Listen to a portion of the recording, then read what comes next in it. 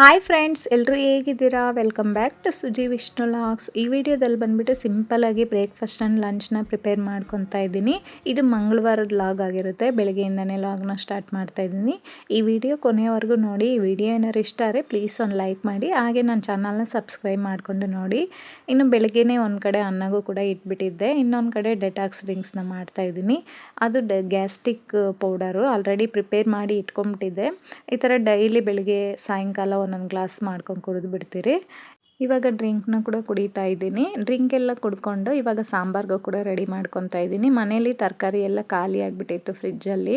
ಅದಕ್ಕೆ ಇವತ್ತು ಟೊಮಟೊ ಪಪ್ಪು ಮಾಡ್ತಾಯಿದ್ದೀನಿ ಆಂಧ್ರ ಸ್ಟೈಲಲ್ಲಿ. ಇದನ್ನು ಮಾಡ್ಕೊಳೋದು ತುಂಬಾ ಸುಲಭ. ತೊಗರಿಬೇಳೆ 1 ಕಪ್ಪು, ಈರುಳ್ಳಿ 1 ಕಪ್ಪು, ಹಸಿಮೆಣ್ಸಿನ್ಕಾಯಿ ಒಂದು 4, ಟೊಮಟೊ ಜಾಸ್ತಿ ಸೇರಿಸ್ಕೋಬೇಕು. ಒಂದು 4 ಟೊಮಟೊ ಸೇರಿಸ್ಕೊಂಡು ಖಾರದ ಪುಡಿ, ಅರಿಶಿನದ ಪುಡಿ, ಉಪ್ಪು, ನೀರು ಎಷ್ಟು ಬೇಕೋ ಅಷ್ಟು ಸೇರಿಸ್ಕೊಂಡು ಒಂದು 4 ವಿಸಿಲ್ ಬೇಯಿಸ್ಕೊಂಡ್ರೆ ಆಯಿತು. ತುಂಬಾ ಟೇಸ್ಟಾಗಿರುತ್ತೆ. ಈ ಥರ ಮನೇಲಿ ತರಕಾರಿ ಎಲ್ಲ ಖಾಲಿ ಆದಾಗ ಈ ಥರ ಒಂದ್ಸರಿ ಸಿಂಪಲಾಗಿ ಮಾಡ್ಕೊಂಬಿಡ್ಬೋದು. ಬೇಗನೆ ಲಂಚ್ ಬಾಕ್ಸ್ಗೆಲ್ಲ ಬೇಗನೆ ಮಾಡ್ಕೊಂಬಿಡ್ಬೋದು. ಇನ್ನು ಚೆನ್ನಾಗಿ ಬೆಂದಾದಮೇಲೆ ಈ ಥರ ಬಸ್ಕೋಬೇಕು. ಚೆನ್ನಾಗಿ ಬಸ್ಕೊಂಬಿಟ್ಟು ಒಗ್ಗರಣೆ ಕೊಡಬೇಕು.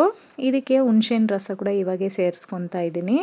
ಹುಣಸೆಹಣ್ಣು ರಸನ ಸೇರಿಸ್ಕೊಂಡು ಒಗ್ಗರಣೆಗೆ ಎಣ್ಣೆ, ಸಾಸಿವೆ, ಕಡಲೆಬೇಳೆ, ಉದ್ದಿನಬೇಳೆ, ಜೀರಿಗೆ, ಇಂಗು ಸ್ವಲ್ಪ ಹಾಕಿ ಸ್ವಲ್ಪ ಫ್ರೈ ಆದಮೇಲೆ ಇದಕ್ಕೆ ಜಜ್ಜಿರೋ ಬೆಳ್ಳುಳ್ಳಿ ಒಂದು ಅರ್ಧ ಗಡ್ಡೆ, ಒಂದು ಈರುಳ್ಳಿ, ಒಣಗಿದ ಮೆಣಸಿನ್ಕಾಯಿ ಒಂದು 3-4, ಕರಿಬೇವು ಸೊಪ್ಪನ್ನ ಹಾಕಿ ಒಗ್ಗರಣೆ ಕೊಟ್ಕೋಬೇಕು.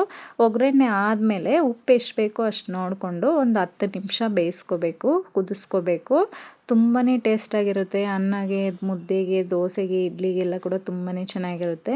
ಇನ್ನು ಇವತ್ತು ಬಂದುಬಿಟ್ಟು ಸಿಂಪಲ್ಲಾಗಿ ಪುಳಿಯೋಗರೆ ಕೂಡ ಮಾಡ್ಕೊತಾ ಇದ್ದೀನಿ. ಅಯ್ಯಂಗಾರ್ ಪುಳಿಯೋಗರೆ ಬರುತ್ತಲ್ವ, ಈ ಥರ ಟ್ರೈ ಮಾಡಿ ನೋಡಿ. ದೇವಸ್ಥಾನದಲ್ಲೆಲ್ಲ ಪ್ರಸಾದ ಕೊಡ್ತಾರೆ ನೋಡಿ, ಆ ಥರ ಇರುತ್ತೆ. ತುಂಬಾ ಟೇಸ್ಟಾಗಿರುತ್ತೆ. ಇನ್ನು ಇದನ್ನು ಮಾಡ್ಕೊಳೋದಕ್ಕೆ 2 ಟೇಬಲ್ ಸ್ಪೂನ್ ಎಣ್ಣೆ ಹಾಕಿ, ಕಡಲೆಬೇಳೆ ಒಂದು 2 ಟೇಬಲ್ ಸ್ಪೂನು, ಉದ್ದಿನಬೇಳೆ ಒಂದು ಅರ್ಧ ಟೇಬಲ್ ಸ್ಪೂನು, ಕಡಲೆ ಬೀಜ ಒಂದು 2 ಟೇಬಲ್ ಸ್ಪೂನ್ ಹಾಕಿ ಅದು ಸ್ವಲ್ಪ ಬ್ರೌನ್ ಕಲರ್ ಬರಬೇಕು ಅಲ್ಲಿವರೆಗೂ ಫ್ರೈ ಮಾಡಿಕೊಂಡು, ಒಣಗಿದ ಮೆಣಸಿನ್ಕಾಯಿ ಎರಡೇ ಜಜ್ಜಿರೋ ಬೆಳ್ಳುಳ್ಳಿ, ಕರಿಬೇವು ಸೊಪ್ಪನ್ನ ಹಾಕಿ ಚೆನ್ನಾಗಿ ಫ್ರೈ ಮಾಡ್ಕೊಬೇಕು. ಇದು ಸ್ವಲ್ಪ ಫ್ರೈ ಆದಮೇಲೆ ಪುಳಿಯೋಗರೆ ಪೌಡ್ರ್ ಬರುತ್ತಲ್ವ ಅಯ್ಯಂಗಾರು, ಅದು ಸೇರಿಸ್ಕೊಂಡು ಇಂಗು ಕೂಡ ಸ್ವಲ್ಪ ಸೇರಿಸ್ಕೊಂಡ್ರೆ ತುಂಬಾ ಟೇಸ್ಟಾಗಿರುತ್ತೆ. ಸ್ವಲ್ಪ ನೀರು ಸೇರಿಸ್ಕೊಂಡು ಒಂದು ಅರ್ಧ ಕಪ್ ಆಗೋಷ್ಟು ನೀರು ಸೇರಿಸ್ಕೊಂಡು ರುಚಿಗೆ ಎಷ್ಟು ಬೇಕೋ ಅಷ್ಟು ಉಪ್ಪು ಹಾಕ್ಕೊಂಡು ಒಂದು 2 ನಿಮಿಷ ಕುದಿಸ್ಕೊಂಡ್ರೆ ಬೇಯಿಸ್ಕೊಂಡ್ರೆ ಆಯಿತು. ಎಣ್ಣೆ ಎಲ್ಲ ಬಿಟ್ಕೊಳತ್ತಲ್ವ ಅಲ್ಲಿವರೆಗೂ ಬೇಯಿಸ್ಕೋಬೇಕು. ಇವಾಗ ಅನ್ನನೂ ಕೂಡ ಮಾಡಿ ತಣ್ಣಗೆ ಇಟ್ಕೊಂಬಿಟ್ಟಿದ್ದೆ, ಅದನ್ನು ಮಿಕ್ಸ್ ಮಾಡ್ಕೊತಾ ಇದ್ದೀನಿ. ಇನ್ನು ಇವತ್ತಿನ ಬ್ರೇಕ್ಫಾಸ್ಟ್ ಕೂಡ ನಮ್ಮದು ಪುಳಿಯೋಗರೆ, ಎಗ್ ಬಾಯ್ಲ್ ಮಾಡಿದ್ದೆ. ಇದನ್ನೇ ನಮ್ಮ ಹಸ್ಬೆಂಡ್ಗೆ ಬ್ರೇಕ್ಫಾಸ್ಟ್ಗೆ ಹಾಕ್ಕೊಟ್ಟೆ. ಈ ಥರ ಮಾಡಿಕೊಟ್ರೆ ನಮ್ಮ ಹಸ್ಬೆಂಡ್ ತುಂಬ ಇಷ್ಟಪಟ್ಟು ತಿಂತಾರೆ. ಬೇಗನೂ ಆಗಿಬಿಡುತ್ತೆ ಮತ್ತು ಟೇಸ್ಟ್ ಕೂಡ ಅಷ್ಟೇ ತುಂಬ ಚೆನ್ನಾಗಿರುತ್ತೆ. ಇನ್ನು ನಮ್ಮ ಹಸ್ಬೆಂಡ್ಗೆ ಲಂಚ್ ಬಾಕ್ಸ್ಗೆ ಬಂದುಬಿಟ್ಟು ಸಾಂಬಾರು ಮಾಡಿದ್ನಲ್ಲ, ಸಾಂಬಾರು, ಅನ್ನ, ಒಂದು ಎಗ್ ಬಾಯ್ಲ್ ಮಾಡಿದ್ನಲ್ವ, ಎಗ್ ಕೂಡ ಇಟ್ಟು ಲಂಚ್ ಬಾಕ್ಸ್ಗೆಲ್ಲ ಪ್ಯಾಕ್ ಮಾಡಿಬಿಟ್ಟು ಇವಾಗ ಪಾತ್ರೆ ಎಲ್ಲ ಕೂಡ ಕ್ಲೀನ್ ಮಾಡಿಕೊಂಡೆ. ಇನ್ನು ನಾನು ಬ್ರೇಕ್ಫಾಸ್ಟ್ ಎಲ್ಲ ಮುಗಿಸ್ಕೊಂಡು ಇನ್ನು ಫ್ರಿಜ್ಜಲ್ಲಿ ತರಕಾರಿ ಎಲ್ಲ ಖಾಲಿ ಆಗಿಬಿಟ್ಟಿತ್ತು. ಇನ್ನು ಬಾಕ್ಸ್ ಎಲ್ಲ ತೊಳೆಯೋಕ್ಕಾಗ್ಬಿಟ್ಟಿದ್ದೆ. ಈ ಥರ ವಾರಕ್ಕೊಂದು 2 ಸರಿ ಈ ಥರ ಬಟ್ಟೆಲ್ಲೇ ಒರೆಸ್ಕೊಂಡ್ಬಿಡ್ತೀನಿ. ತಿಂಗ್ಳಿಗೊಂದು ಸರಿ ಡೀಪ್ ಕ್ಲೀನಿಂಗ್ ಮಾಡ್ಕೊತೀನಿ. ಇನ್ನು ಸ್ವಿಚ್ ಎಲ್ಲ ಆಫ್ ಮಾಡಿಬಿಟ್ಟೆ ಕ್ಲೀನ್ ಮಾಡ್ಕೊಳೋದು. ಈ ಥರ ಪ್ಲಗ್ ಎಲ್ಲ ರಿಮೂವ್ ಮಾಡಿಬಿಟ್ಟು ಬಟ್ಟೆ ತ್ಯಾವ ಮಾಡ್ಕೊಂಡು ಈ ಥರ ಒರೆಸ್ಕೊತಾ ಇರ್ತೀವಿ. ನಾವು ಎಷ್ಟೇ ಕ್ಲೀನಾಗಿ ಇಟ್ಕೊಂಡ್ರು ಒಂದೊಂದು ಸರಿ ಏನಾದ್ರು ಒಂದು ಗಲೀಜು ಸ್ವಲ್ಪ ಬಿದ್ದೇ ಬೀಳುತ್ತೆ. ಇನ್ನು ಅವಾಗವಾಗ ಕ್ಲೀನ್ ಮಾಡಿಕೊಂಡ್ರೆ ನೋಡೋದಕ್ಕೂ ಚೆನ್ನಾಗಿರುತ್ತೆ. ಇಲ್ಲಾಂದರೆ ಒಂದೇ ಸರಿ ಅಂದರೆ ಗಲೀಜಾಗಿಬಿಡುತ್ತೆ. ತುಂಬ ನಮಗೆ ತೊಳ್ಕೊಳೋದಕ್ಕೆ ಕಷ್ಟ ಆಗುತ್ತಲ್ವ ಅಂತೇಳ್ಬಿಟ್ಟು ಕ್ಲೀನ್ ಮಾಡ್ಕೊತಾ ಇದ್ದೀನಿ. ಇನ್ನು ತರಕಾರಿ ಎಲ್ಲ ಸ್ವಲ್ಪ ಮಿಕ್ಕಿರುತ್ತಲ್ವ, ತೊಗೊಂಬಂದು ವಾರ ಆಗಿಬಿಟ್ಟು ಮಿಕ್ಕಿರೋದೆಲ್ಲ ಸ್ವಲ್ಪ ಇರುತ್ತಲ್ಲ, ಅದನ್ನೆಲ್ಲ ಎತ್ತಾಕ್ಬಿಡ್ತಾ ಇದ್ದೀನಿ. ಇನ್ನು ಕೊತ್ತಂಬರಿ ಸೊಪ್ಪು ಎಲ್ಲ ಕುಳ್ತೋಗ್ಬಿಟ್ಟಿತ್ತು ಸ್ವಲ್ಪ, ಅದನ್ನೆಲ್ಲ ಏನು ಮಾಡ್ತೀನಿ ಅಂದರೆ ಹಸುಗೆ ಹಾಕ್ಬಿಡ್ತೀನಿ. ಈ ಥರ ಎಲ್ಲ ಮಿಕ್ಕಿರೋದನ್ನೆಲ್ಲ ಒಂದು ಕವರ್ಗೆ ಹಾಕ್ಬಿಟ್ಟು ಫುಡ್ ವೇಸ್ಟೇಜ್ ಆಗಿರಲಿ, ಈ ಥರ ಕೊತ್ತಂಬರಿ ಸೊಪ್ಪೆಲ್ಲ ತೊಗೊಂಬಂದಿರ್ತೀವಲ್ಲ, ಅದನ್ನು ನಾವು ಕವರಲ್ಲಿ ಈ ಥರ ಬಾಕ್ಸಲ್ಲಿ ಇಟ್ಬಿಟ್ಟಿರ್ತೀವಿ. ಎಲ್ಲರೂ ಹೋದಾಗ ಮಾಡಿರಲ್ಲ, ಇನ್ನು ಅದನ್ನೆಲ್ಲ ನಾನು ವೇಸ್ಟ್ ಮಾಡೋಕ್ಕೆ ಹೋಗಲ್ಲ, ಅದ್ರ ಹಸುಗೆ ಹಾಕ್ಬಿಡ್ತೀನಿ. ಇನ್ನು ನೆನ್ನೆ ನೈಟೇನ ದೋಸೆ ಹಿಟ್ಟನ್ನ ರುಬ್ಕೊಂಬಂದ್ಬಿಟ್ಟಿದ್ದೆ. ದೋಸೆ ಹಿಟ್ಟು ಸ್ವಲ್ಪ ಜಾಸ್ತಿ ರುಬ್ಕೊಂಬರ್ತೀವಲ್ವ, ಇವಾಗ ನಾನು ಒಂದು 6ಕ್ಕೆ ಆಗೋಷ್ಟು ರುಬ್ಕೊಂಬಂದ್ಬಿಡ್ತೀನಿ. ಈ ಥರ ಹುಳಿ ಬರಬಾರ್ದಂದ್ರೆ ಈ ಥರ ವೀಳ್ಯದೆಲೆ ಬರುತ್ತಲ್ವ, ಈ ಥರ ಹಾಕಿ ಇಟ್ಬಿಡ್ತೀನಿ. ಅದು ಹುಳಿ ಬರೋದಿಲ್ಲ. ಇವಾಗ ಚಳಿಗಾಲ ಆಗಿರೋದ್ರಿಂದ, ಮಳೆಗಾಲ ಆಗಿರೋದ್ರಿಂದ ಹುಳಿ ಬರೋದಿಲ್ಲ. ಆದರೆ ಬೇಸಿಗೆಗಾಲ ಎಲ್ಲ ಇಡೋಕ್ಕೆ ಆಗಲ್ಲ, ಒಂದು ದಿವಸಕ್ಕೆ ಹುಳಿ ಬಂದುಬಿಡುತ್ತೆ. ನಮ್ಮ ಮನೇಲಂತೂ ಹುಳಿ ಬಂದರೆ ತಿನ್ನೋದೇ ಇಲ್ಲ, ನಾವು ಇಷ್ಟನೇ ಆಗಲ್ಲ. ಇನ್ನು ಜಾಸ್ತಿ ರುಬ್ಕೊಂಬರ್ತೀವಲ್ವ, ಏನಕ್ಕಂದರೆ ಡೈಲಿ ಒಂದು ಟೈಮ್ ಆದರೂ ಇಡ್ಲಿ ಆದರೂ ದೋಸೆ ಆದರೂ ಇರಲೇಬೇಕು. ನಾವು ನೈಟಲ್ಲಿ ಸಿಂಪಲಾಗಿ ಏನಾದ್ರು ಈ ಥರ ಇಡ್ಲಿ ದೋಸೆ ಆ ಥರ ತಿನ್ಕೊಂಬಿಡ್ತೀವಲ್ವ, ಅದಕ್ಕೆ ಸ್ವಲ್ಪ 1.5 kg ಆ ಥರ ರುಬ್ಕೊಂಬಂದ್ಬಿಡ್ತೀನಿ. ಯಾವಾಗೂ ಅಷ್ಟೇ ಈ ಟಿಪ್ನ ಫಾಲೋ ಮಾಡಿ ನೋಡಿ. ಇವಾಗ ಜಾಸ್ತಿ ಜನ ಇರೋರು ಜಾಸ್ತಿ ರುಬ್ಕೊಂಬರ್ತಾರಲ್ವ, ಆವಾಗ ಈ ಹುಳಿ ಬಂದ್ಬಿಡುತ್ತೆ. ಹುಳಿ ಬರಬಾರ್ದಂದ್ರೆ ವೀಳ್ಯದೆಲೆ ಈ ಥರ ಹಾಕಿ ಇಟ್ಬಿಟ್ರೆ ಹುಳಿ ಬರೋದಿಲ್ಲ. ಇನ್ನು ತರಕಾರಿ ಇಟ್ಟಿದ್ನಲ್ಲ ಆ ಬಾಕ್ಸ್ಗಳನ್ನೆಲ್ಲ ಕೂಡ ಕ್ಲೀನ್ ಮಾಡ್ಕೊತಾ ಇದ್ದೀನಿ. ಇಲ್ಲ ತೊಳೆದು ಬಟ್ಟೆಯಲ್ಲಿ ಒರೆಸ್ಬಿಟ್ಟು ಇನ್ನು ತರಕಾರಿ ಎಲ್ಲ ತೊಗೊಂಬಂದು ಫಿಲ್ ಮಾಡಿ ಇಡಬೇಕು.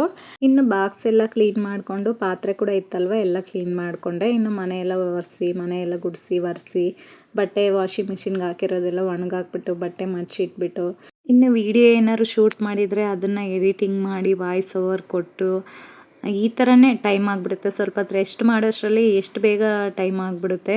ಕೆಲ್ಸಕ್ಕಾದ್ರೂ ಹೋಗ್ಬಿಟ್ಟು ಬಂದ್ಬಿಡ್ಬೋದು, ಆದರೆ ಮನೇಲಿರೋರಿಗೆ ತುಂಬಾ ಕೆಲಸಗಳಂತಲೇ ಹೇಳ್ಬೋದು. ಅದರಲ್ಲೂ ಈ ಯೂಟ್ಯೂಬ್ ಸ್ಟಾರ್ಟ್ ಮಾಡಿದಾಗಿಂದನೂ ಒಂದು 2-3 ಅವರ್ ಅದಕ್ಕೆ ಟೈಮ್ ಕೊಡಬೇಕು. ಇನ್ನು ನೈಟ್ ಡಿನ್ನರ್ಗೋಸ್ಕರ ಅಂದ್ಬಿಟ್ಟು ಚಪಾತಿ ಹಿಟ್ಟನ್ನ ಕಲಿಸ್ತಾ ಇದ್ದೀನಿ. ಇನ್ನು ಕಷಾಯ ಕೂಡ ಮಾಡ್ಕೊಂಡಿದ್ದೆ, ಅದನ್ನು ಕುಡ್ಕೊಂಡೆ ಕೆಲಸ ಮಾಡ್ತಾಯಿದ್ದೀನಿ. ಇನ್ನು ಚಪಾತಿ ಮಾಡೋದಕ್ಕಿಂತ ಮುಂಚೆ ಒಂದು ಅರ್ಧ ಅವರ್ ಮುಂಚೆನೇ ನಾನು ಈ ಥರ ಮಿಕ್ಸ್ ಮಾಡಿ ಇಟ್ಬಿಡ್ತೀನಿ. ಆವಾಗ ಚಪಾತಿ ಸ್ವಲ್ಪ ಸಾಫ್ಟಾಗಿರುತ್ತೆ. ಇನ್ನು ಯಾವ ಥರ ಟೈಮ್ ಹೋಯ್ತು ಅಂತಲೇ ಗೊತ್ತಿಲ್ಲ. ಚಪಾತಿ ಎಲ್ಲ ಕಲಸಿ ಇಟ್ಬಿಟ್ಟು ಇನ್ನು ಚಟ್ನಿ ಮಾಡ್ಕೊಂಬಿಡೋಣ. ಸಾಂಬಾರು ಸ್ವಲ್ಪನೇ ಇತ್ತು, ಸಾಕಾಗಲ್ಲ ಅಂತೇಳ್ಬಿಟ್ಟು ಸಿಂಪಲಾಗಿ ಚಟ್ನಿ ಕೂಡ ಮಾಡ್ಕೊತಾ ಇದ್ದೀನಿ. ಇನ್ನು ಈ ಚಟ್ನಿ ತುಂಬ ಈಸಿಯಾಗಿ ಮಾಡ್ಕೊಂಬಿಡ್ಬೋದು, ಟೇಸ್ಟಾಗೂ ಇರುತ್ತೆ. ಇದು ಬಂದ್ಬಿಟ್ಟು ಇಡ್ಲಿ ದೋಸೆ ಚಪಾತಿಗೂ ಕೂಡ ತುಂಬಾ ಚೆನ್ನಾಗಿರುತ್ತೆ. ಇದನ್ನು ಮಾಡ್ಕೊಳೋದು ಏನೂ ಇಲ್ಲ, ಹುಣಸೆಹಣ್ಣು, ಕೊತ್ತಂಬರಿ ಸೊಪ್ಪು, ಕರಿಬೇವು ಸೊಪ್ಪು, 2 ಬೆಳ್ಳುಳ್ಳಿ, ತೆಂಗಿನಕಾಯಿ ಒಂದು ಅರ್ಧ ಕಪ್ಪು ಕಟ್ ಮಾಡಿರೋದು, ಅರ್ಧ ಕಪ್ ತೆಂಗಿನಕಾಯಿ ಹಾಕ್ಕೊಂಬಿಟ್ಟು ಕಡಲೆ ಬೀಜನ ಹುರಿದು ಇಟ್ಕೊಂಬಿಟ್ಟಿದ್ದೆ ಆವಾಗಲೇ. ಇನ್ನು ಅದನ್ನು ಸೇರಿಸ್ಕೊಂಡು ಒಣಗಿದ ಮೆಣಸಿನ್ಕಾಯಿ ಖಾರಕ್ಕೆ ಎಷ್ಟು ಬೇಕೋ ಅಷ್ಟು ಸೇರಿಸ್ಕೊಂಡು ಕಲ್ಲುಪ್ಪನ್ನ ಸೇರಿಸ್ಕೊಂಡು ರುಬ್ಬಿಕೊಂಡ್ರೆ ರೆಡಿ ಆಯಿತು. ತುಂಬಾ ಟೇಸ್ಟಾಗಿರುತ್ತೆ. ಇದು ಚಪಾತಿ ಜೊತೆಗೆ ಮುದ್ದೆ ಜೊತೆಗೆ ಎಲ್ಲ ತುಂಬಾ ಚೆನ್ನಾಗಿರುತ್ತೆ. ದೋಸೆ ಇಡ್ಲಿಗೆ ಅಲ್ಲ, ಮುದ್ದೆಗೆ ಚಪಾತಿಗೆ ಕೂಡ ತುಂಬಾ ಚೆನ್ನಾಗಿರುತ್ತೆ. ಇನ್ನು ಒಗ್ಗರಣೆಗೂ ಕೂಡ ಹಾಕ್ಕೊಂಡು ಇವಾಗ ಚಪಾತಿ ಕೂಡ ಮಾಡ್ಕೊತಾ ಇದ್ದೀನಿ. ಇನ್ನು ಬಂದ್ಬಿಟ್ಟು ಮೀಶೋದಲ್ಲಿ ಬಂದ್ಬಿಟ್ಟು ಈ ಥರ ಆಯಿಲ್ ಸ್ಪ್ರೆಡ್ ಮಾಡೋದಕ್ಕೆ ಒಂದು ಆಯಿಲ್ ಬಾಟಲ್ ತೊಗೊಂಡಿದ್ದೆ. ಬ್ರಷ್ ಅದರಲ್ಲೇ ಕೊಟ್ಟಿರ್ತಾರೆ, ತುಂಬಾ ಯೂಸ್ಫುಲ್ ಆಗುತ್ತೆ ಈ ಥರ ಆಯಿಲ್ ಸ್ಪ್ರೆಡ್ ಮಾಡೋದಕ್ಕೆ. ಇಡ್ಲಿ ಪಾತ್ರೆಯಲ್ಲಾಗಿರಲಿ, ಈ ಥರ ಚಪಾತಿ ಒಳಗಡೆ ಆಯಿಲ್ ಸ್ಪ್ರೆಡ್ ಮಾಡೋದಾಗಿರಲಿ, ಮತ್ತು ಚಪಾತಿ ಮೇಲೆ ಸುಡ್ತೀವಲ್ವ ಆವಾಗೂ ಕೂಡ ಅಷ್ಟೇ ದೋಸೆ ಮೇಲೆ ಚಪಾತಿ ಮೇಲೆ ಎಲ್ಲ ಹಾಕೋದಕ್ಕೆ ತುಂಬಾ ಚೆನ್ನಾಗಿದೆ. ಇದನ್ನು ಬಂದ್ಬಿಟ್ಟು ಮೀಶೋದಲ್ಲಿ 120 ರುಪೀಸ್ ಏನೋ ಆಯಿತು. ಇದರ ಲಿಂಕ್ ಬೇಕಾದ್ರೆ ಕಮೆಂಟಲ್ಲಿ ಕೇಳಿ, ನಾನು ಡಿಸ್ಕ್ರಿಪ್ಷನಲ್ಲಿ ಕೊಟ್ಟಿರ್ತೀನಿ, ಚೆಕ್ ಮಾಡಿ. ಇನ್ನು ಚಪಾತಿ ಎಲ್ಲ ಮಾಡಿಕೊಂಡು ಯಾವಾಗೂ ಪ್ಲೈನಾಗಿ ಮಾಡ್ಕೊತೀರಲ್ಲ ಅಂತ ಹೇಳ್ಬಿಟ್ಟು ಇವತ್ತು ಸ್ವಲ್ಪ ಎಗ್ ಹಾಕ್ಬಿಟ್ಟು ಮಾಡ್ಕೊತಾ ಇದ್ದೀನಿ. ಇದು ಚೆನ್ನಾಗಿರುತ್ತೆ, ಡಿಫ್ರೆಂಟಾಗಿ ಟೇಸ್ಟ್ ಕೂಡ ಚೆನ್ನಾಗಿರುತ್ತೆ ಅಂದ್ಬಿಟ್ಟು ಎಗ್ ಹಾಕ್ಕೊಂಡು ಚಪಾತಿ ಮಾಡ್ಕೊತಾ ಇದ್ದೀನಿ. ಇನ್ನು ಈ ಬ್ರಷ್ ನೋಡಿ, ಚಪಾತಿ ಮಾಡೋವಾಗೂ ಕೂಡ ತುಂಬಾ ಈಸಿಯಾಗಿ ಸ್ಪ್ರೆಡ್ ಮಾಡ್ಕೊಂಬಿಡ್ಬೋದು. ಅದರಲ್ಲೇ ಆಯಿಲ್ ಹಾಕ್ಕೊಂಡು ಈಸಿಯಾಗಿ ಮಾಡ್ಕೊಂಬಿಡ್ಬೋದು. ಇನ್ನು ಇವತ್ತಿನ ಲಾಗ್ ಕೂಡ ಇದಾಗಿರುತ್ತೆ.